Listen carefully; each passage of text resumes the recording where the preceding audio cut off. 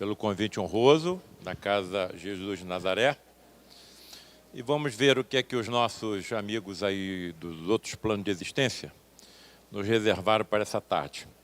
Eu costumo dizer nas minhas apresentações que no ensino não, eu venho aprender em conjunto com aqueles que estão me ouvindo, porque muitas vezes eu percebo que eu estou servindo como instrumento daquilo que venha a ser transmitido a nós nesses encontros. Então eu sou o primeiro a perceber, eu sou o primeiro a aprender, o primeiro a ouvir, e muitas vezes eu sinto um arrepiozinho e eles dizem do lado de lá que a felicidade que nos aguarda de acordo com nossos procedimentos, evidentemente, não tem como ser descrito em línguas mortas ou vivas que percorrem a humanidade. Mas que há determinados momentos em que a ponta do véu de Ísis, que separava o mundo dos mortos do mundo dos vivos, dos antigos egípcios, ele nos é levantada. E nós sentimos alguns arroubos, alguns sopros, alguns lampejos dessa felicidade indescritível em linguagem humana que nos aguarda. Eu, sempre que estou diante de uma plateia seleta, respeitosa, como o que está acontecendo hoje, eu acho que me sinto em um desses momentos, porque eu me sinto imensamente feliz. Muito obrigado pelo convite, muito obrigado pelo carinho, pela gentileza, pelo interesse pelas nossas obras e que elas possam contribuir para o nosso aperfeiçoamento e para a melhoria da nossa família dita humanidade.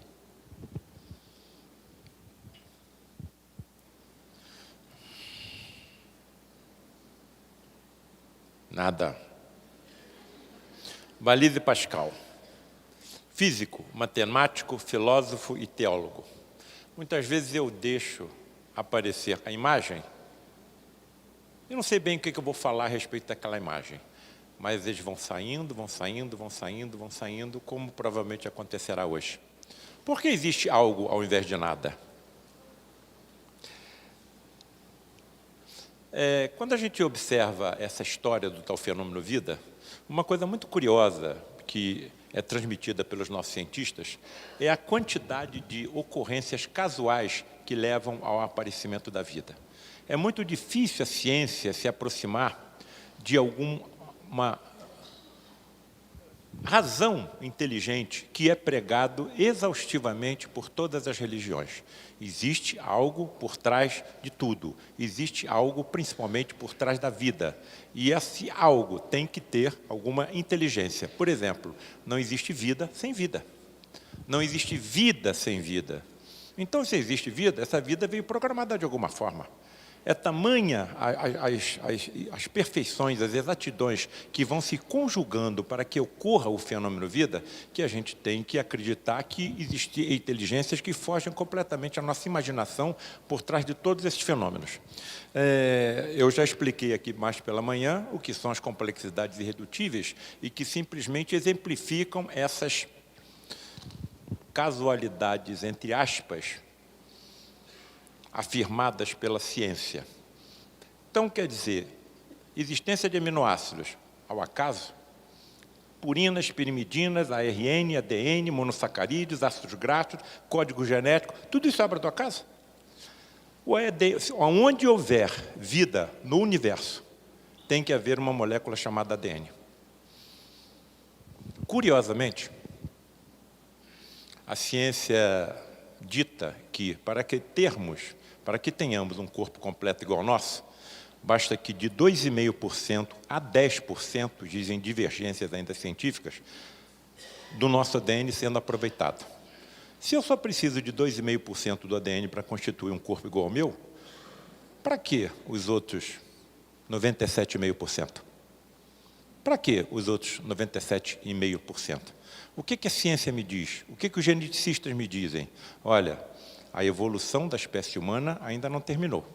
E à medida que nós formos evoluindo como espécie humana, trechos mais prolongados do nosso ADN serão aproveitados e o homem e a mulher do futuro apresentarão corpos físicos mais perfeitos do que os nossos.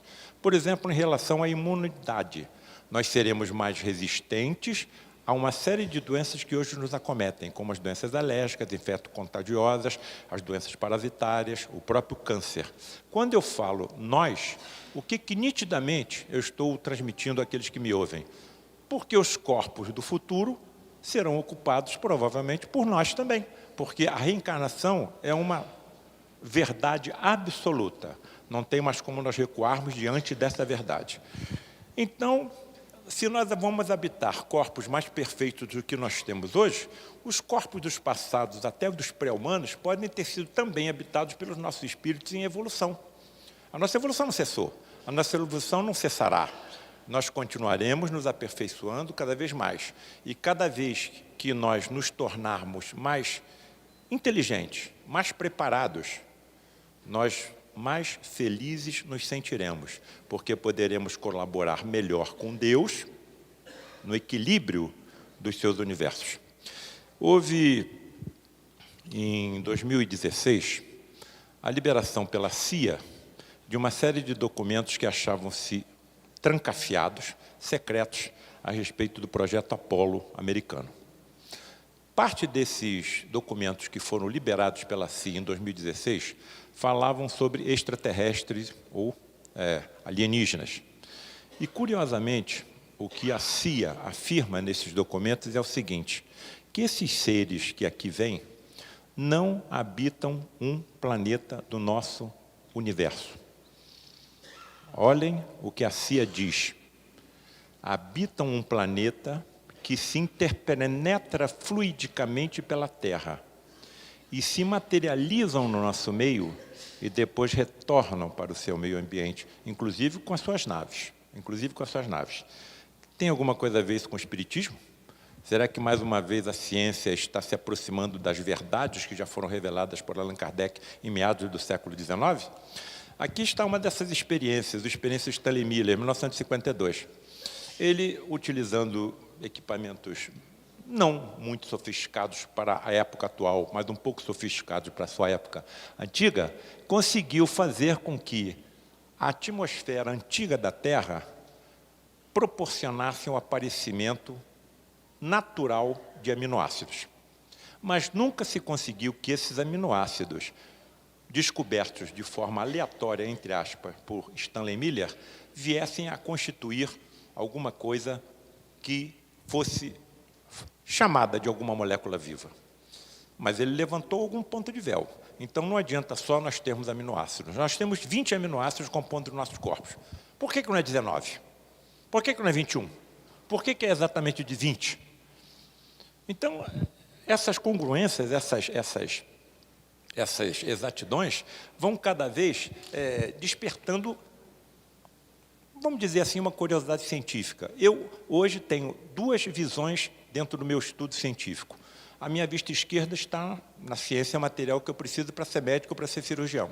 Mas eu tenho uma visão à direita, que é a ciência espiritualista. E eu, cada vez que eu estudo as duas, e não consigo mais me desligar das duas no estudo simultâneo, vejo como elas se interpenetram. Olha só o acaso da vida. Os biólogos foram levados a calcular que a probabilidade de 1 bilhar de enzimas diferentes se aproximem de um modo ordenado até formar uma célula viva, ao longo de uma evolução de muitos bilhões de anos, é na ordem de 1 para 10 elevado a 1000, o que equivale a dizer que essa chance é nula. Então, todas essas moléculas que foram se reunidas aleatoriamente, segundo a ciência, para constituir um ser vivo, não podem ter se agrupado de forma aleatória, sem que haja uma inteligência por trás dessa situação toda. Então, isso para mim é uma coisa já bastante definida.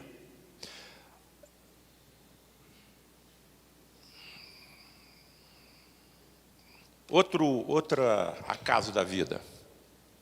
Para a agregação de nucleotídeos conduzissem, por acaso, à elaboração de uma molécula de ARN, porque os analistas, os estatísticos, costumam dizer o seguinte, todas essas conjugações ditas casuais, podem mais cedo ou mais tarde chegarem a algum objetivo inteligente, desde que haja tempo para isso. Muito bem, vamos ver que tempo seria necessário. Para que a agregação dos nucleotídeos conduzisse, por acaso, à elaboração de uma molécula de ARN utilizável, teria sido preciso que a natureza multiplicasse as apalpadelas as tentativas durante 10 elevado a 15 anos. Atenção, ou seja, durante 100 mil vezes mais tempo do que a idade total do nosso universo. É tempo demais.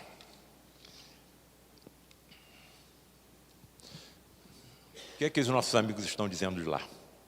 Olha, quando o espermatozoide do seu pai se une com o da sua mãe, equipes de geneticistas, de biólogos, de médicos, de cientistas, já elaboraram aquela encarnação. Estudaram exaustivamente a genética do pai e da mãe e traçaram um planejamento de grande exatidão para aquele espírito reencarnante. E aí, uma dúvida que, quando eu converso isso com estudante de medicina, eu não levo o assunto ao estudante de medicina. Eles é que, sabendo dos meus livros, começam a me perguntar: professor, então quer dizer que na hora que o meu pai e minha mãe estavam tendo uma relação sexual, havia um grupo de espíritos dentro do quarto olhando tudo? Não. Quando o espermatozoide é lançado, ele não chega em alguns minutos até o óvulo. Ele pode demorar horas e, às vezes, dias, mas ele chega.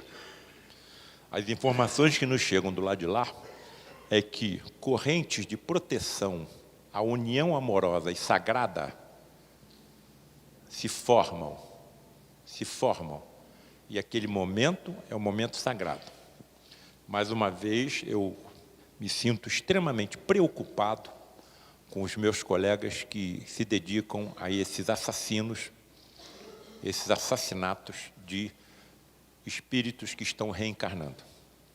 Quase isso se tornou legal na Argentina. Quase, passou perto. E o Papa é argentino. Então vejam a dificuldade que está ocorrendo em que as religiões melhorem a humanidade como um todo. Porque nós queremos questionamentos, nós queremos respostas, adiante de tudo que nós estamos vendo acontecer. Quem somos nós? De onde viemos? Para onde estamos indo? Por que tanto sofrimento? Por que tanta discordância? Há um escritor, que faleceu em 2017, Ian Stevenson, que escreveu um livro chamado, parece, 30 casos sugestivos de reencarnação. E o trabalho dele foi sequenciado pelos seus assistentes. E um desses assistentes veio fazer uma conferência no Rio de Janeiro, alguns anos atrás. E eu, então, me aproximei dele depois da conferência e indaguei: colega, então a ciência está acreditando na reencarnação? Sim. Vocês acreditam que a reencarnação, então, é um processo até cientificamente comprovado? Sim. Então, o que é palestino pode nascer judeu, e o que é judeu pode nascer palestino? Sim. E o que falta, então, para que a ciência salve a humanidade? Os poderes constituídos ainda não nos permitem. Essa foi a resposta dele. Então, tudo que está acontecendo de tragédia no mundo é fruto da ignorância. O hino da Inglaterra: Deus salve o rei, Deus salve a rainha. Nenhuma sessão do Senado americano ocorre sem que Deus seja saudado. Lema da França: liberdade, igualdade e fraternidade. São 3 dos maiores fabricantes de arma do planeta. Houve uma apresentação lá no Lar de Frei Luís há pouco tempo. Nádia do Couto Vale, locutora da Rádio Rio de Janeiro, a Rádio Espírita, e ela abordou esse assunto. E ela disse o seguinte: para que haja escoamento de toda a produção de armamentos do mundo, haveria necessidade de 5 guerras simultâneas. 5 guerras simultâneas. Então, esse é o planeta que nós vivemos. Outra pergunta que me fazem constantemente: esse planejamento inteligente, esse governo espiritual, esse Deus, ele que autoriza os tsunamis, os terremotos, as enchentes e tudo mais? Qual é a resposta dos nossos amigos do lado de lá? Olha, existem 2 atmosferas em torno do planeta Terra. e interpenetrando pelo planeta também. Uma atmosfera física, que todos nós conhecemos, ventos, marés, nuvens, chuva, mas existe uma segunda atmosfera, dita psicosfera. É a soma dos pensamentos de todos os habitantes daquele planeta. E essas duas atmosferas, física e psíquica, se interpenetram e podem influenciar uma sobre as outras. E aí nós indagamos. Qual será a atmosfera psíquica de um planeta onde mais de 100 milhões de abortos criminosos são praticados por ano? Qual deverá ser a atmosfera psíquica de um planeta onde 2 dos maiores comércios são o de armas e de drogas? Qual deverá ser a atmosfera psíquica de um planeta onde 30% de tudo que é arrecadado nos impostos é utilizado pela corrupção?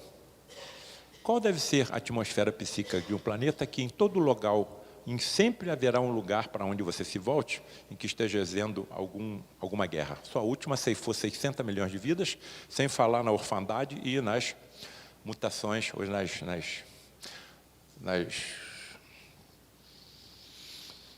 perda de braço, perda de perna, perda de olho e todas essas tragédias. Então, estamos colocando tijolos em cima de telhados de zinco. Vai desabar. Desabar em forma de tragédias ecológicas, tragédias naturais. Mas observe o seguinte, sempre que há uma grande tragédia, um terremoto no Haiti, uma enchente não sei aonde, um tsunami na Ásia, há como que um movimento contínuo e coletivo da humanidade para ajudar aqueles que estão sofrendo com aquelas tragédias. Então, há uma compensação a cada tragédia dessa que ocorre, de onde deduz-se que nós estamos partindo realmente para uma mudança de um planeta de provas e expiações para um planeta de regeneração. O que é um planeta de provas e expiações? Muito simples. Se nós fôssemos habitar um hospital, que companheiros teríamos ao nosso lado? Enfermos. Se nós fôssemos habitar uma penitenciária, que companhia teríamos ao nosso lado? Criminosos. A Terra é um imenso presídio e um imenso hospital. É um planeta de provas e de expiações, em vias de regeneração, de subida. E o que é um planeta de regeneração? Estamos caminhando exaustivos através do deserto. Encontramos um oásis com uma estalagem. E ali nós recuperamos as nossas forças para dar seguimento à nossa caminhada infinita. Isso é um planeta de regeneração. Bem, então nós temos que aguardar. Vamos e voltamos. Então, por enquanto, esse é o nosso lar. Livro dos Espíritos. Em que momento a alma se une ao corpo? Resposta. A união começa na concepção, mas não se completa senão no momento do nascimento. Desde o momento da concepção, o espírito designado para tomar determinado corpo a ele se liga por um laço fluídico que se vai encurtando cada vez mais até o instante em que a criança vem à luz. O grito que então se escapa de seus lábios anuncia que a criança entrou para o número dos vivos e dos servos de Deus. Esclarece, mas nós percebemos que existe algo vago nessa resposta. Nós não temos informações através dos detalhes. Algumas vezes que eu tive a ocasião de conversar com os nossos amigos lá do lado de Frei Luís, do outro lado, eu indago, por exemplo, Frederic, o João Pedro é o líder, João Pedro é o líder dos médicos de Frei Luís, ele tem uma escola de ectoplasmia do lado de lá. Quando eu desencarnar, eu vou ficar de joelhos na porta da escola dele pedindo uma vaga. Por que esses procedimentos que nós vemos vocês realizarem, nós não conseguimos realizar? Muito simples. Vocês não têm inteligência. Não têm merecimento. Então, os espíritos podem, até à medida que nós fomos evoluindo, eles vão nos dando respostas mais exatas, que possam abranger mais o conhecimento. Como é que eu vou entender que a união começa na concepção, mas não se completa senão no momento do nascimento? O que está acontecendo desde a concepção até o nascimento? Há uma agregação paulatina das moléculas do corpo espiritual com o nosso corpo físico, ou do perispírito com o nosso corpo físico, eles dizem também que à medida que o espírito vai se acoplando ao seu tecido fetal, a consciência do espírito também vem diminuindo até que ele fica inconsciente no ventre materno. Mas, para mim, ainda é pouco. Então, eu vou precisar ser mais inteligente para compreender melhor o que é que eles estão querendo nos dizer.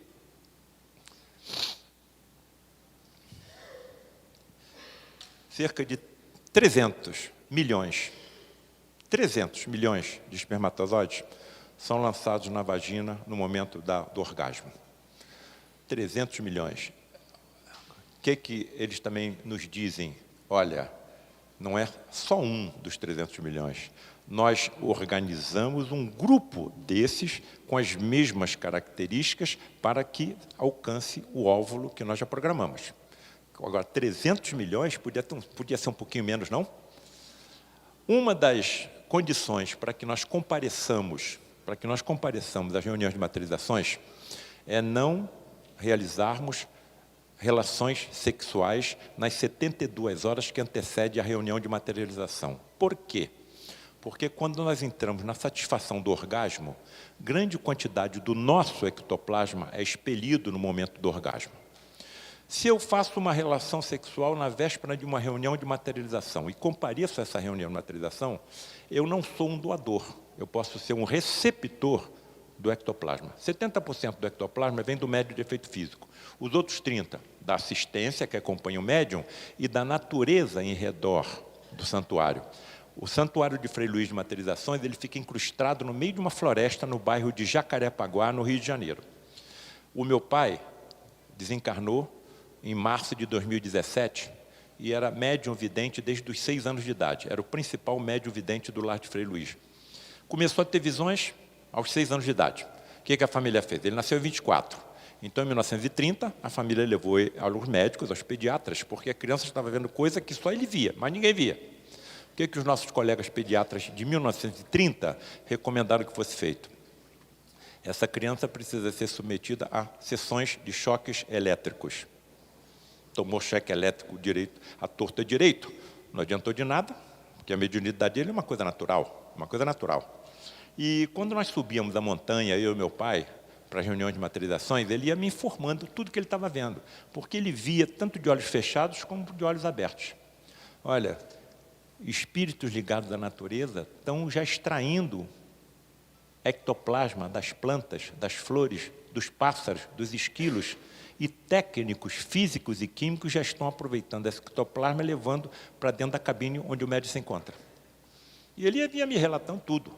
Ele era mecânico de tear, trabalhava com máquinas de confecção de tecidos, na Companhia de Tecidos Nova América, no Rio de Janeiro. Então, ele ia utilizando o linguajar dele. E as informações eram muito preciosas. O teu próprio pai, além disso, o cara era médium de efeito físico também. Algumas reuniões de materializações, ou reuniões públicas do lar de Frei Luís, nós saíamos, eu e ele, e eu falava, papai, eu vou ter que ir ao hospital ver um paciente, não vai dar tempo de levar você em casa. Vamos comigo até o hospital, me aguarda ali no estacionamento, eu vou lá em cima, vejo o paciente e volto. O carro ficava impregnado com cheiro de éter e cânfora, a ponto de eu ter que parar o carro, abrir a porta para poder respirar. Papai, o que está acontecendo? Os médicos que estão te acompanhando estão te dando uma prova de que você não está sozinho. Se meu pai estivesse aqui, deve estar por aqui. Ele normalmente ficaria sentado aqui, anotando tudo o que ele via durante a nossa reunião. Com certeza, ele relataria o seguinte, Paulo, e falaria no microfone para todos, a ambiência psíquica desse ambiente está tão elevada, tão pura, que os médicos espirituais estão percorrendo as fileiras e cuidando de enfermidades que nós nem desconfiamos que temos. Tamanha é a fluidez, é a elevação que nós estamos conseguindo nesse ambiente com o nosso propósito. O que eles estão nos dizendo? Que mais cedo ou mais tarde, toda essa ambiência fluídica que nós estamos exalando nos nossos pensamentos, poderá percorrer toda a Terra, porque a humanidade, aos poucos, ela vai se conscientizando das verdades todas que nós já sabemos. E às vezes eu me indago, o que acontecerá com esses pioneiros que levaram essas verdades aos países islâmicos, onde a mulher é considerada um ser inferior? Nós sabemos o que acontecerá com eles. Serão trucidados, crucificados, decapitados, queimados, esquartejados. Mas isso já aconteceu no passado. Com quem? Com os primeiros cristãos. Foram lançados até as feras. E o cristianismo está aí. O cristianismo está aí. E isso acontecerá mais cedo ou mais tarde.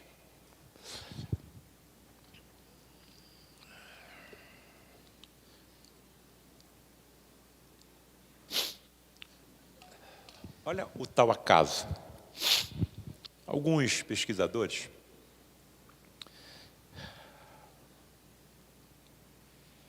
pegaram o espermatozoide e estudaram o mecanismo que fazia com que as suas caudas se movimentassem. E perceberam que esse mecanismo, casual, segundo a ciência, corresponde a um tremendo motor. A um tremendo motor. A velocidade de batimento da cauda do espermatozoide para empurrá-lo para frente faz com que ele bata 23 vezes por segundo. 23 vezes por segundo. Quer dizer, como é possível um motor desse ser montado casualmente? Ponto a ponto, base a base. Outra coisa que chama bastante atenção e que perturba os geneticistas e os cientistas e os biólogos de um modo geral.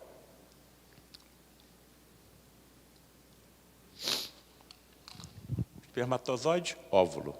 Constitui-se um ovo. 2, 4, 8, 16. 16 células absolutamente iguais. Mas, num determinado momento, uma dessas células absolutamente iguais às demais começa a se transformar numa célula do fígado. Uma outra célula, absolutamente igual às demais, se transforma numa célula do osso. A outra no neurônio. A outra numa célula da pele, a outra na célula do pulmão, a uma numa célula do globo ocular e vai por aí afora. Centenas de células diferentes uma das outras, partindo de células absolutamente iguais. O que a ciência chama atenção? Olha, isso deve estar relacionado com uma coisa chamada epigenética. O ambiente onde a célula se encontra em torno dela é que estimula a célula a se diferenciar em uma direção ou em outra. Mas isso acontece com todos nós?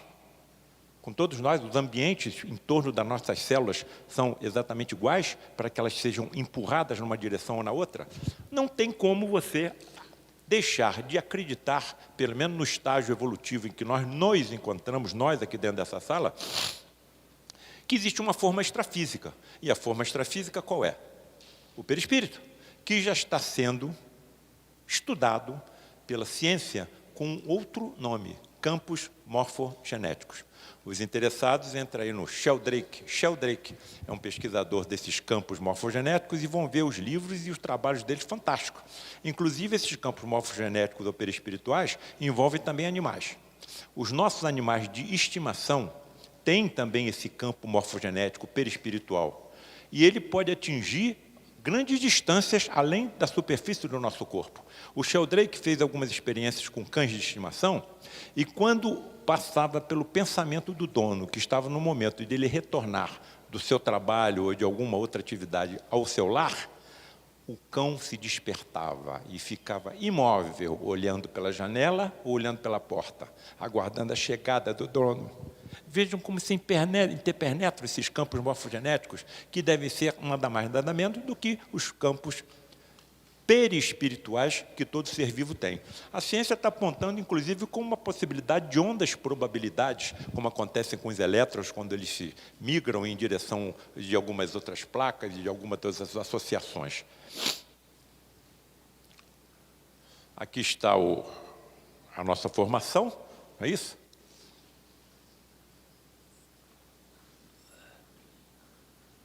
E, evidentemente, tem uma forma por trás disso tudo. Eu disse aqui pela manhã que essa forma que Jesus devia utilizar na recomposição dos corpos dos enfermos que dele se aproximavam e eram por ele curados. Evidentemente, vai ter que ter energia nessa história.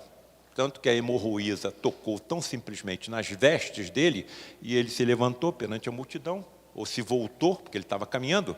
Quem me tocou? Senhor, como vamos saber quem te tocou? Estamos rodeados por uma multidão, alguém me tocou, porque eu senti uma virtude se desprender de mim. Uma virtude ou uma energia? Uma virtude ou uma energia? Quem é esse homem que até o vento e o mar lhe obedecem? Quem é esse homem que até o vento e o mar lhe obedecem? E olha as palavras dele. Aqueles que acreditarem em mim farão as mesmas obras que eu faço e outras maiores ainda. O que um médico não fará quando ele dominar todas as energias que Jesus dominava? Essa médium que eu citei também de manhã, que está citada no meu livro A Medicina Mediúnica do Futuro, além de ela ver os corpos dos nossos pacientes por transparência, ela penetrava no corpo dos pacientes vendo os órgãos por dentro. E alguns mecanismos eram disparados pelos seus mentores que a acompanhavam, e de repente a visão dela começava a se tornar microscópica. Ela via a célula, ela penetra na célula. Por isso ela pediu para não colocar o nome dela, e nem ela comenta isso com ninguém. Como é que vão taxar uma cirurgiã que fala essas coisas? Provavelmente ela não está regulando bem. Aqueles mais antigos que aqui estão, da minha faixa etária, devem se lembrar de um filme da década de 70, chamada Viagem Fantástica. Cientistas miniaturizam um submarino com médicos dentro do submarino e injetam na corrente sanguínea de um paciente, e esse submarino vai até o cérebro, onde tinha uma lesão, e elimina essa lesão com raios de laser. Ela diz que, em determinados momentos, ela navega pela corrente sanguínea do paciente, vendo as hemácias passar por cima, por baixo, pelo lado. O que um hematologista não falar no futuro com esses dois mediúnicos? Um patologista com visão microscópica e ultramicroscópica. Há pouco tempo eu parei uma paciente, os colegas médicos aqui vão entender a minha situação. Ela tinha um tumor maligno na mama. A mama era grande e o tumor pequeno. Eu tirei a fatia da mama onde estava o tumor. O patologista na sala, bota no microscópio, olha, a lesão foi completamente removida, porque os bordos da fatia estão longe da lesão. Termina a cirurgia, depois explico à família e à paciente que foi possível a conservação da mama e dou alta na doente. Passam-se 10 dias, a paciente está no teu consultório e você está tirando os pontos. O celular toca. Dr. Paulo César é o patologista que lhe acompanhou naquela cirurgia 10 dias atrás. Ocorreu um engano. Uma das bordas da fatia está comprometida pelo tumor. Eu tenho que informar a paciente e a família que ela tem que ser reoperada. E se eu tivesse a visão microscópica? Isso não teria acontecido. Isso é o que os nossos amigos estão dizendo, que serão os dotes mediúnicos do médico do futuro.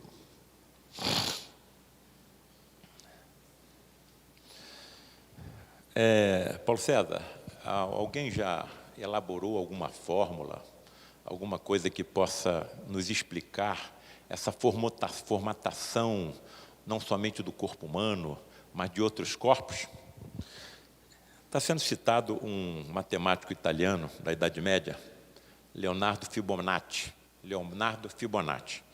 Esse Leonardo Fibonacci desenvolveu uma fórmula matemática em que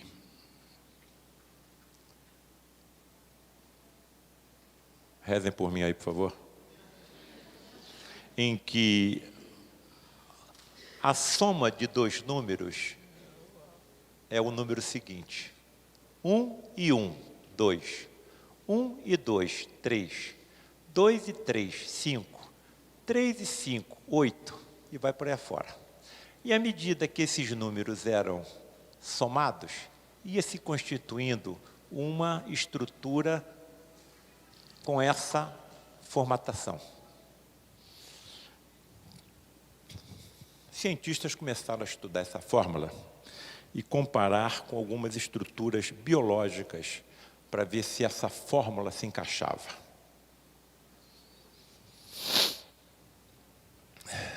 se encaixou nas ondas. Se encaixou em tufões e furacões. Se encaixou em galáxias. Se encaixou em pétalas de flores, como girassóis. Se encaixou em caracóis. Se encaixou no embrião. Se encaixou no ouvido humano. Se encaixou no corpo humano. Tem ou não tem alguma inteligência programando tudo isso? Então percebam que aos poucos a ciência vai sentindo cheiro aqui, cheiro ali. E eu não consigo ver solução para a humanidade sem a aproximação dessas duas vertentes que conduzem à humanidade. A ciência e as religiões. Esse era o meu tormento. A ciência não me dá resposta no que eu estou precisando. As religiões também não. Quando é que eu comecei a ver lampejos lá no horizonte? Quando eu uni as duas.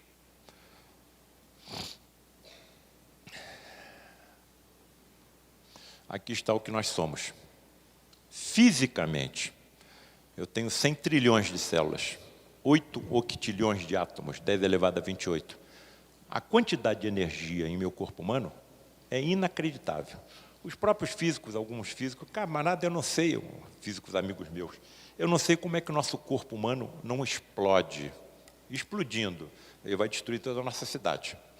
Bem, muitos dos nossos átomos, eles são substituídos permanentemente por outros átomos. De onde vêm esses outros átomos que estão agora substituindo os nossos? Das explosões das estrelas lá no espaço longínquo. Quer dizer, é uma quantidade de informações precisas que você fica atordoado. Então, qual é a minha conduta no momento? Paciência, calma, você está evoluindo, você vai e volta, cada vez mais preparado, não existe acaso, a vida não é obra ao acaso, existe um planejamento, você está adquirindo méritos para alcançar uma felicidade indescritível. Então, cada vez que você se tornar mais preparado, mais inteligente, maiores missões serão colocadas à sua frente. E você, caso as conclua, se sentirá cada vez mais feliz. Calma, paciência. E é isso que eu transmito a todos aqueles que me avisam, que me ouvem. Chega na evolução, mais uma vez nós somos torturados pela tal casualidade. Todos os seres vivos descendem de um último ancestral. Todas as espécies evoluem e os indivíduos componentes de uma mesma espécie diferem entre si. Na luta pela existência, os mais bem adaptados ao meio deixam o maior número de descendentes, o que caracteriza uma seleção natural. Tudo deve estar acontecendo. O que eu acho é que nada acontece aleatoriamente. Então, no tempo do Darwin, não se conhecia genes nem cromossomas. Isso veio com o nosso amigo Mendel. Porém, o trabalho do Mendel só foi reconhecido 100 anos depois da sua morte. Os que me derem a honra de ler A Medicina Mediúnica do Futuro, leram um capítulo em que eu mostro as casualidades, entre aspas, que aconteceram com Fleming e com Mendel. Inacreditável. Esse Mendel. Bom, eu estou aqui na tranquilidade de um convento. Eu vou tentar estudar, eu que estou tomando conta do jardim, o que acontece com esses caracteres da ervilha. Então, ele não sabia que existia cromossoma, nem sabia que existia ervilha, não sabia que existia gene. Não sabia que era cromossoma, nem sabia gene. Então ele pega 7 caracteres da ervilha para estudar. Se esses caracteres que ele pegasse estivessem no mesmo cromossoma, todo o trabalho dele iria por água abaixo. Então ele escolhe o primeiro dos caracteres, entre milhares. O primeiro caractere está no cromossoma 1. Bom, consegui encontrar uma fórmula. Parece que tem alguma fórmula na transmissão dos caracteres de pai para filho nos vegetais. Vamos escolher um outro caractere.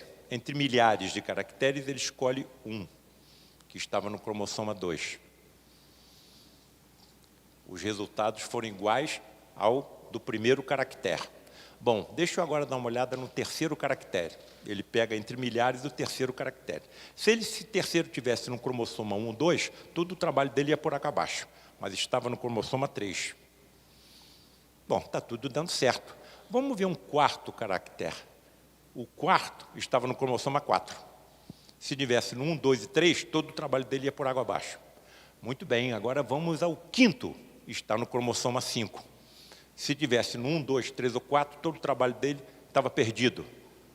E ele vai ao sexto, que está no cromossoma 6. Vai ter sorte assim na loteria. Eu me lembro de um professor de biologia, o professor Xavier, que falou assim para mim, olha, a sorte do Mendel foi de alguém que acertasse 7 vezes seguida na loteria. Porque os caracteres que ele escolhia estavam em cromossomas diferentes. Mas não parou por aí. Vou pegar um caractere 7. Estava no cromossoma 6. Por que então o trabalho dele não foi perdido? Porque o caractere 6 e 7 estavam no mesmo cromossoma, porém, todavia, contudo e entretanto, em extremidades opostas, no mesmo cromossoma. Então, não interferiam um contra o outro. Ele parou por ali. Quando o trabalho dele veio à tona 100 anos depois, ele foi traçado de charlatão. Não é possível alguém ter tanta sorte, mas ele teve. E não foi sorte. Isso é o que acontece em toda a história da humanidade. São espíritos evoluídos que vêm preparados para, num determinado momento, sofrerem uma influência mediúnica e que levam a uma grande descoberta. Foi a mesma coisa, por exemplo, como a tabela periódica dos elementos. Dmitry Mendeleev, no final do século XIX, se descobria um elemento por dia. E os químicos no mundo inteiro desesperados porque não conseguiam colocar aqueles elementos dentro de uma tabela. Um grupo de elementos se conjugava com outro, mas não se conjugava com o terceiro. Outro grupo de elementos não se conjugava com nenhum, são os gases nobres. O que o Dmitry Mendeleev decide fazer? Resolver o problema.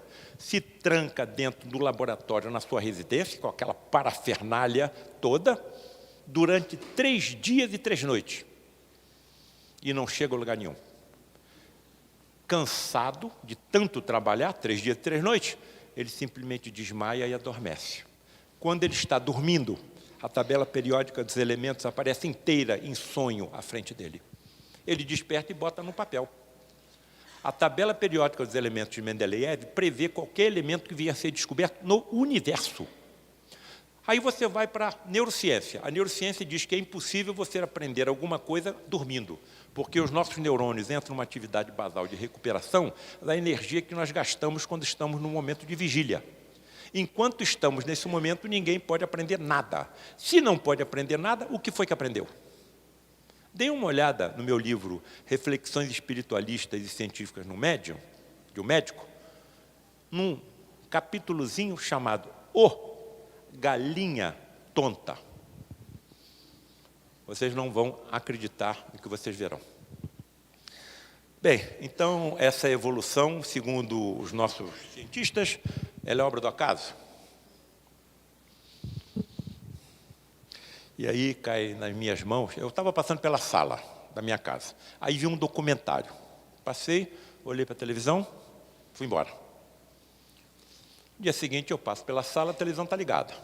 Eu vejo o mesmo documentário, mais da metade, andei, fui embora. No terceiro dia eu passo, o mesmo documentário estava passando na televisão. Aí eu parei, deixa eu ver se com mais calma. E aí eu tomei conhecimento do trabalho dessa cientista francesa, Anne d'Ambricourt-Malassé.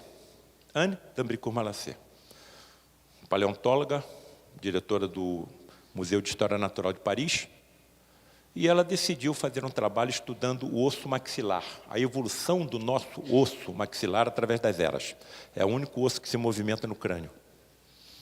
Para ela fazer esse estudo, ela tinha que pegar o crânio dos fósseis e virar de cabeça para baixo.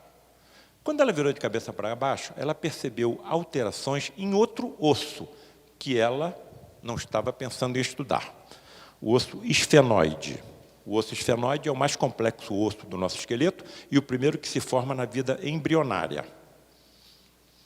Tem a forma de borboleta e sobre ele se assenta o nosso cérebro. O que essa pesquisadora percebeu?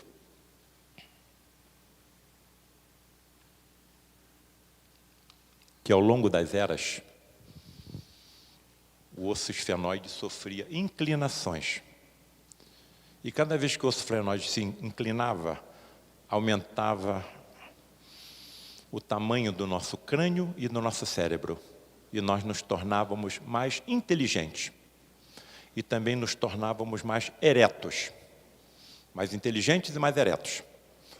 Isso jogou por terra a teoria das savanas, que nós andamos em duas pernas de tanto levantarmos o corpo na procura do predador que vinha na nossa direção ou da caça que nós necessitávamos para a nossa sobrevivência. Há 60 milhões de anos, o osso esfenoide era horizontal, como acontece com os lêmures da ilha de Madagascar. Primeira inclinação detectada pela doutora Anne d'Ambricourt, há 40 milhões de anos, e surgiram os símios. Segunda, há 20 milhões de anos, e surgiram os grandes macacos. Terceira, há 6 milhões de anos, e surgiu um gênero chamado Australopiteco, que deu origem ao gênero Homo. 2 milhões de anos, a quarta inclinação, e surgiu o gênero Homo. E há 160 mil anos, a quinta, e surgimos nós. Atenção, 40, 20, 6, 2, 160 mil. As inclinações estão se estreitando. E cirurgiões, maxilo, buco, faciais, estão percebendo alterações na arcada dentária de crianças japonesas e americanas que estão prenunciando uma sexta inclinação. Se a cada inclinação nós nos tornamos mais inteligentes, isso está talvez relacionado com a subida também do planeta, de um planeta de provas e expiações para um planeta de regeneração? Será que coincidiremos com essa elevação? Calma, Paulo César, calma. Isso está relacionado, então, com o aumento do número de neurônios do nosso cérebro. Cada vez que aumenta o nosso cérebro, nós temos mais neurônios e ficamos mais inteligentes. É isso que você está querendo me dizer? Porque se é isso que você está querendo me dizer, e a ciência está dizendo que só sabe o que acontece em 4% do universo, qual vai ser o tamanho do meu cérebro quando eu souber o que acontece em 20% do universo? Em 30, 40. Se eu vou ter a cabeça desse tamanho, como é que eu vou passar pela vagina da minha mãe quando eu for nascer? Que conjunto de músculos eu terei nos meus ombros para sustentar uma cabeça desse tamanho nos meus ombros? Qual será o conjunto de músculos do meu pescoço? E o nosso cérebro é uma usina elétrica. Naturalmente, se eu tiver um número muito grande de neurônios, a temperatura do meu corpo naturalmente se elevará e poderá trazer alterações em outras estruturas. Não é a quantidade de neurônios que aumentará a nossa inteligência. O que os nossos amigos estão dizendo que será a qualidade do neurônio é que será diferente. E as conexões sinápticas entre um e entre outros serão diferentes, aumentando a nossa inteligência. E aí nós seremos mais capazes de compreender. Existem quatro grandes vertentes de espíritos altamente evoluídos chegando até nós, hein? 4. Isso foi transmitido o médium Divaldo Pereira Franco pela Joana de Ângeles. Primeira vertente, espíritos altamente evoluídos no ramo da engenharia e trarão invenções que beneficiarão toda a humanidade e não somente um pugilo dos mais ricos. Segundo, espíritos altamente evoluídos no ramo da arte. Nós já sabemos que entramos no Google, então vamos crianças de 2, 3, 4 anos executando sinfonias no piano, com mãozinha pequenininha. Todo mundo sabe disso. Terceiro, espíritos altamente evoluídos no ramo da justiça. Talvez isso já esteja acontecendo no nosso país. Quarto, o ramo mais importante que eu considero, espíritos altamente evoluídos na mediunidade. Países da antiga cortina de ferro fizeram um levantamento para se ter uma ideia do percentual de humanos médiuns. 7%. Antigos países da cortina de ferro, ou seja, países materialistas.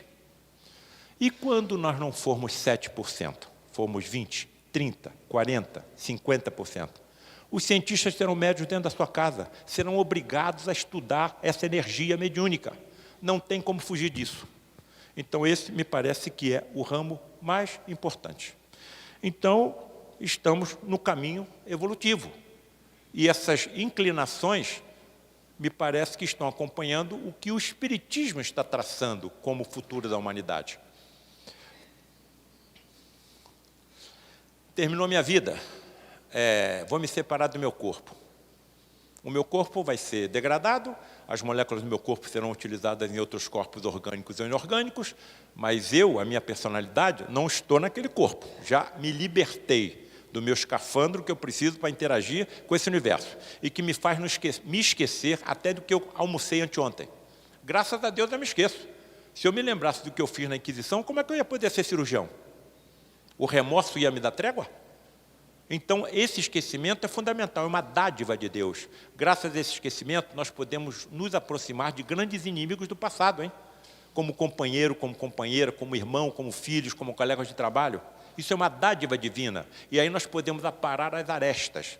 E quando passamos para o lado de lá e nos lembramos do que aconteceu, nós estamos mais evoluídos, estamos mais calmos, estamos mais perdoativos. Isso é muito importante. Sem perdão, você não consegue evoluir.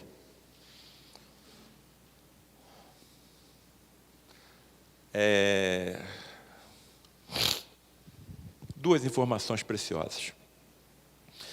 Tinha chegado uma menina de 6 anos de idade no lar de Frei Luís. Essa menina estava com um tipo de câncer chamado linfoma. Filha única e neta única. Lutamos com essa menina durante 3 anos. Tudo que a medicina da Terra podia oferecer, ofereceu. E durante 3 anos ela compareceu a todas as reuniões de materializações, sendo atendida pelos nossos médicos espirituais.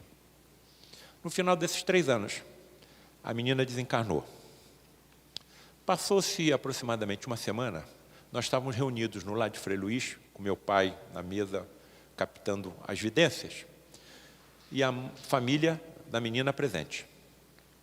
E ela mandou uma mensagem através do meu pai, relatando coisas que só a família conhecia. E ela termina a mensagem dizendo o seguinte: papai e mamãe, vovô e vovó, não chorem por mim, porque vocês não me perderam. Pelo contrário, vocês me ganharam para sempre. Não se ouvia um ruído dentro daquela sala. Todo mundo estático. E, evidentemente, a família em prantos. Vejam que experiência. Outra experiência que eu queria deixar para todos que aqui estão. Todos nós, em algum momento, passaremos por algum distúrbio de saúde. Ou passaremos nós, ou passará algum ente querido. Ouçam o que aconteceu comigo. Eu tinha operado uma paciente com câncer de mama, tinha 1 ano. E, de repente, essa paciente desenvolveu metástase para todo o esqueleto. Todos os ossos dessa paciente estavam com metástase. Não tinha mais nada que a ciência médica podia fazer, e eu levei ela a uma reunião de materializações. Ela ficou deitada no leito, comigo, sentado à sua cabeceira. O paciente está deitado aqui, eu estou na cabeceira da leite. E sai da cabine, materializado, o João Pedro. Se aproxima da paciente e começa a fazer jorrar sobre a paciente a luminescência do seu próprio corpo e de aparelhos de alta energia que eles traziam materializados com eles, estão descritos no livro A Face Oculta da Medicina. Colocaram um desses aparelhos na minha mão. Eu descrevo o que eu vi nos livros. E fez jorrar aquela luminescência sobre o corpo da paciente. Em determinado momento, João Pedro começou a conversar com uma outra entidade que não estava materializada, mas nós ouvíamos a voz. A entidade materializa somente a laringe. Se a laringe não estiver bem solidificada, nós não vemos a laringe ou materializada, mas ouvimos a voz da entidade pelo chamado fenômeno da voz direta.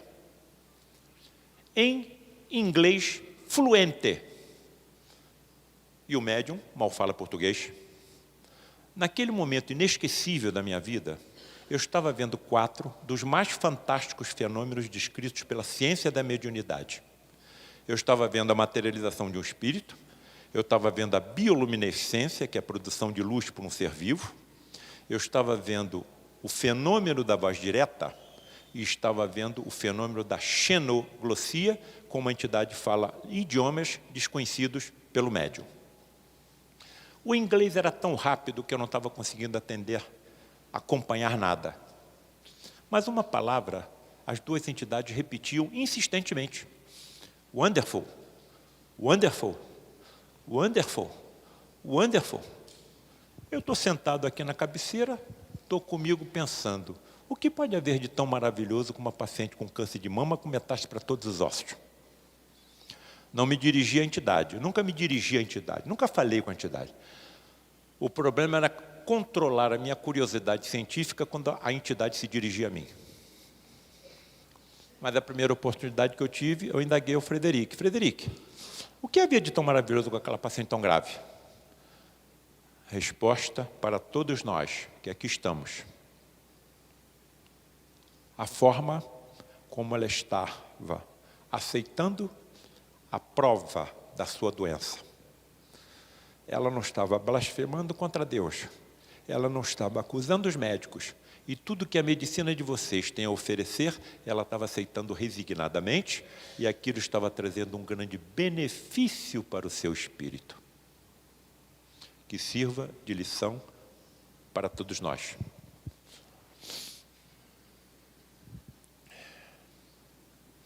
Livro dos Espíritos. A alma tem consciência de si mesma imediatamente depois de deixar o corpo? Imediatamente não é bem o termo.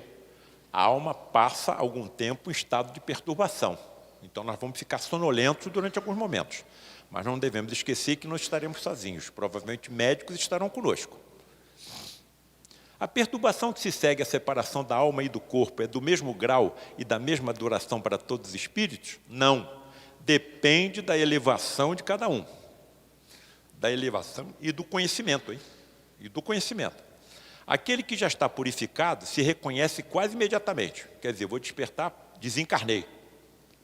Pois que se libertou da matéria antes que cessasse a vida do corpo. Não me apeguei tanto à matéria, às coisas materiais. Já estou sabendo que eu sou um ser imortal. E quando chegar o momento do meu desenlace, eu continuarei vivendo. Simplesmente me desprenderei desse veículo físico. Enquanto que o homem carnal, aquele cuja consciência ainda não está pura, guarda por muito mais tempo a impressão da matéria. E essa impressão da matéria nos suicidas é um termômetro, é um tormento. No suicida é um tormento. Se você vem com a energia vital de 60 anos e aos 40 você dá um tiro na cabeça, durante 20 anos você fica sentindo, percebendo o projetil entrar no cérebro. Se você se atira numa fogueira, tu fica 20 anos sentindo o corpo te queimar, o fogo te queimar. Se você se atira de um precipício, você fica 20 anos sentindo o seu corpo se despedaçar. É isso que o suicida quer? De vez em quando me procuram, Paulo César, filho está com um adolescente aí que está pensando em se suicidar. Você pode ajudar? Posso. Traz ele aqui no Frei Luiz. Aí levo numa sala chamada Meimei, uma educadora que foi aqui de Minas. O nome da sala, Sala Meimei. E ali atendemos as crianças especiais. Crianças e adultos especiais ficam sentados numa mesa, cantam, voluntários tocando violão, tocando piano. É um ambiente fantástico. Aí eu levo o adolescente que está pensando em se suicidar naquela sala. E ele fica extasiado com tanta bondade, com tanta caridade, com tanta alegria. E aí eu pergunto, você sabe que essas crianças aí estão assim? Não. Você quer saber o que elas fizeram na vida passada? Sim, se suicidaram. Se suicidaram. Aí ele toma aquele choque, depois eu encaminho ele para uma sala onde pessoas treinadas a conversar com essas pessoas que estão pensando em suicidar-se adequadamente. Ô, Paulo César, escuta aqui, a criança especial está no mundo dela. Por que a família tem que sofrer? Dois motivos principais. Primeiro, essa criança pode ter sido parente, filho, irmão, em vidas passadas dessa mesma família. E eles voluntariamente podem ter se oferecido para reencarnar e ajudar a ele karmar o que tem que karmar, com o suicídio que cometeu. Mas tem uma outra razão. Por que esse espírito de encarnação passada se suicidou? Eu estava numa academia de ginástica. Simples, mas tinha tudo, lá no Rio de Janeiro. Aí compraram a casa do lado. Fizeram um prédio de 3 andares, com todo o luxo que você possa imaginar. Envidraçado, ar-condicionado. Sabe quem montaram nesse prédio de 3 andares, ao lado da academia de ginástica simples, mas com tudo, onde eu me exercitava? Uma academia de ginástica. O que aconteceu com aquela onde eu estava? Faliu e o dono tentou se suicidar. Se eu tivesse recursos para comprar uma casa, construir um prédio de 3 andares, eu ia construir uma academia de ginástica ao lado daquela? Se esse suicídio tivesse sido bem sucedido, se essa tentativa fosse bem sucedida, quem seriam os culpados? Aí você volta como pai, como mãe, para ajudar a se restabelecer aquele suicida que você levou ao suicídio. Só o Espiritismo explica uma situação dessa.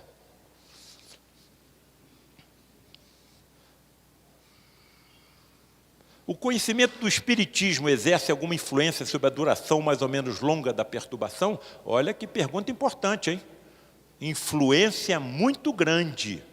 Por isso que o Espírito já antecipadamente compreendia a sua situação. Mas a prática do bem e a consciência pura são o que maior influência exercem. Você não precisa ser espírita. Basta que você seja bom, que você tenha cuidado com aquilo que você faz.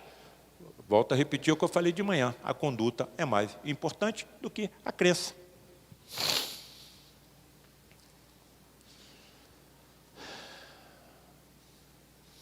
Aqui estão as evidências de que nós continuamos vivos. Não vou perder muito tempo, porque eu tenho um avião para pegar para ir para o Rio. Mas temos lá embaixo os fenômenos físicos. Experiências quase morte, terapias de vidas passadas, fenômenos psíquicos, e vai por aí afora, ou mediúnicos, se preferirem. E temos a continuidade. Dá para me ajudar aí? Fui demais. Continuidade, muito bem. Continuo a existir. Vou e volto. Posso reencarnar na Terra, mas, de acordo com a evolução do meu espírito, posso encarnar em outros planetas. Na casa do Pai existem muitas moradas, então existem vida em todo o universo. Vamos ver o que a ciência está dizendo em relação à vida em outros planetas. Tanto a ciência acredita que existe a vida, que já está dividindo essas civilizações que elas sabem que existe em 4 tipos, 1, 2, 3 e 4, escala de Kardashev e Galantai. Paulo César, o que é uma civilização universal do tipo 1? Aquela que sabe utilizar toda a energia do planeta de forma inteligente. No nosso caso, vulcões, ventos, marés, terremotos e vai por aí afora. Nós, então, estamos no nível 0. Paulo César, o que é uma civilização do tipo 2? Aquela que sabe utilizar de forma inteligente toda a energia da estrela mais próxima. No nosso caso, o Sol. Quem está dizendo isso é a ciência, hein? O que quer dizer uma civilização do tipo 3? Aquela que sabe utilizar de forma inteligente toda a energia das estrelas de uma galáxia. No nosso caso, a Via Láctea, 100 bilhões de estrelas. E o que é uma civilização do tipo 4, Paulo César? Aquela que sabe utilizar de forma inteligente toda a energia escura que a nossa ciência não sabe o que é e que permeia todo o universo. Se o pensamento é energia, e os nossos amigos do lado de lá estão dizendo que nós estamos rodeados por formas, pensamentos, quer dizer, aquilo que nós pensamos criam imagens em torno de nós. Essas civilizações do tipo 2, 3, 4, não perceberão isso? Essas civilizações do tipo 2, 3, 4, mesmo do 1, não saberão da existência do espírito? das energias mediúnicas. Todos esses filmes aí, Guerra entre Mundos, Guerra nas Estrelas, isso tudo é ficção. Quanto mais evoluída for uma civilização, mais próxima dos conhecimentos de Deus ela terá. Então ela vai atacar um outro planeta e vai destruir toda aquela civilização? Isso acontece no cinema. Quanto mais evoluídas essas civilizações, mais bondosas serão. E aí tem uma coisa chamada paradoxo de Fermi, um cientista italiano. Poxa, espera aí, se tem civilizações ultra evoluídas, por que não entra em comunicação conosco? Aí o paradoxo de Fermi. E ainda bloqueia os nossos sinais de rádio, hein? Duas respostas. Primeiro, a resposta material. Nos consideram famílias de gorilas. Alguém vai ensinar alguma forma matemática ou de geometria a gorila? Quantas bananas você vai precisar? Isso é o que os cientistas dizem. Mas existe uma resposta espiritualista. Estão aguardando que nós melhoremos moralmente para de nós se aproximarem. O que aconteceria se uma nave de uma civilização ultra evoluída aterrissasse agora na Coreia do Norte, na Rússia, na China, na Síria e vai por aí afora? Então, estão esperando que nós melhoremos, depois vão se aproximar de nós. E a história não para por aí. Civilizações do tipo 2 dominam toda a energia própria do seu planeta e toda a energia de sua estrela mais próxima. No caso da Terra, o Sol.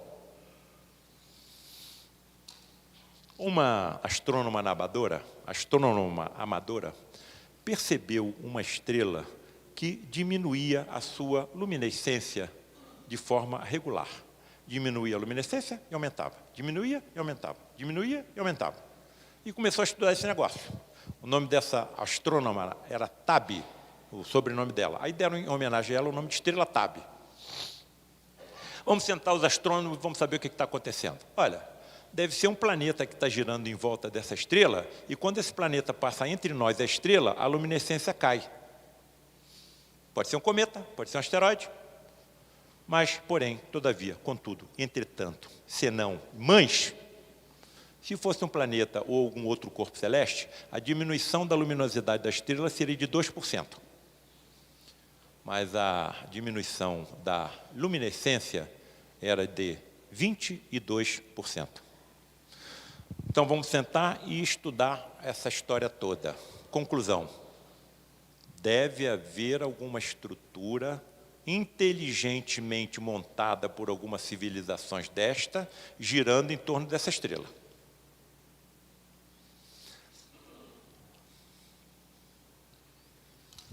Caso essa estrutura exista, é uma das possibilidades fortes perante os nossos cientistas, essa estrutura em torno da estrela tem um diâmetro maior do que o planeta Júpiter. Vejam o que nos aguarda. É para essas civilizações que nós estamos avançando. Essas civilizações não saberão da existência dos outros planos espirituais, não saberão dos processos kármicos. Se o pensamento é energia, quais serão as minhas formas, pensamentos em torno de mim, se eu estiver pensando em preencher a minha roupa com bombas e explodir um avião, em destruir um prédio, em se utilizar de um cargo público e desviar fortunas em meu benefício? Não poderei habitar tais civilizações. Vejam como está absolutamente de acordo com tudo que o Espiritismo está nos mostrando. Para onde que eu vou? Ultrapassando o fenômeno natural da morte do corpo físico ou desencarnação do espírito, onde é que eu vou ingressar?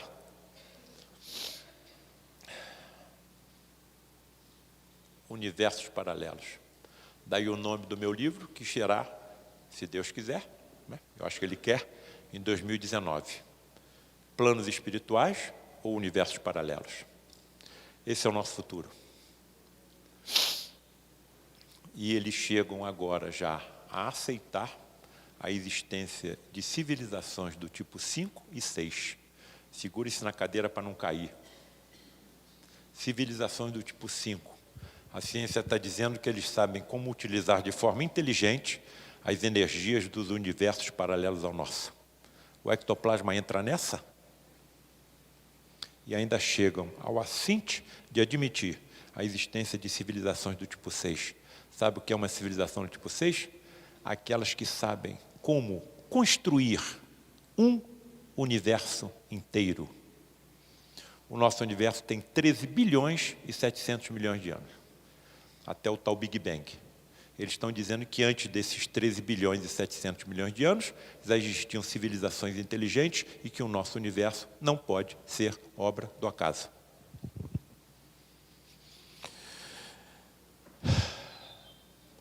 Há muitas moradas na casa do meu pai, moradas físicas e moradas espirituais. O Evangelho não é um ritual, nem uma crença para quem vive numa cidade, e sim, é o código moral das galáxias. Em qualquer outro planeta que nós venhamos a habitar no futuro, nós seguiremos as práticas evangélicas. Então, Kardec ampliou as fronteiras além do mundo e nos apresentou uma religião cósmica, universal. Conclusão: somos um depósito infinito de informações que iremos acumulando ao longo da eternidade. Isso é o que nos aguarda. Eu deixo a figura de Frei Luís, mais uma vez, agradecendo a oportunidade maravilhosa de eu estar aqui com os senhores. Que Deus abençoe a todos que aqui estão, os seus guias e protetores espirituais, as suas famílias e os seus ambientes de trabalho. Muito obrigado.